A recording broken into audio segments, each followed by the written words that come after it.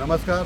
खरं तर गेले 1 महिन्यापासून तपोवन वाचवा झाडे वाचवा ह्या मोहिमेसाठी समाजातील सर्व घटक, संघटना, पक्ष, कार्यकर्ते आणि नाशिककर खूप तळमळीने काम करत आहे. मात्र या सरकारला काही जाग येत नाही आहे. असं असताना आज आम्ही इथे प्रहार दिव्यांग संघटनेच्या वतीने आमचे सर्व दिव्यांग बांधव इथं आलेले आहे. बरेच जण येत आहे. यांच्या वतीने खरं तर एक संदेश देण्यासाठी इथं उपस्थित झालेलो आहोत.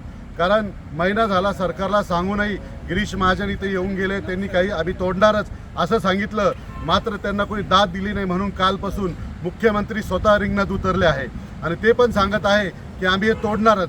खरं तर एवढी माजमस्ती कसली आम्हाला माहीत नाही आहे. खरं या तपोवनामध्ये 1800 झाडं आहे. या 1800 झाडं, एक झाड जर तोडलं ते 50,000 ते 1,00,000 दंड होतो सर्वसामान्यांना. आणि आज हे सरकार 1800 झाडं तोडत आहे. कुठेतरी लाज वाटायला पाहिजे. एवढं मोठं तपोवन आहे, इथं रामाच्या पदस्पर्शाने पावन झालेली भूमी आहे. असं असताना इथं शॉपिंग कॉम्प्लेक्स करत आहे किंवा जे साधू संत येत आहे. नाशिक ही पावनभूमी आहे. वर्षानुवर्ष इथं कुंभमेळा भरत आलेला आहे.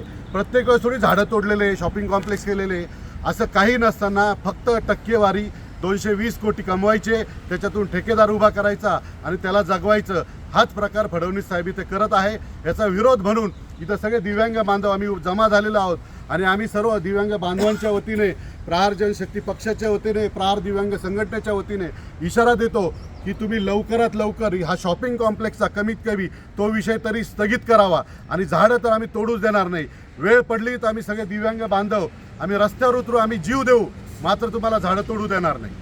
जय हिंद, जय महाराष्ट्र, जय प्रहार.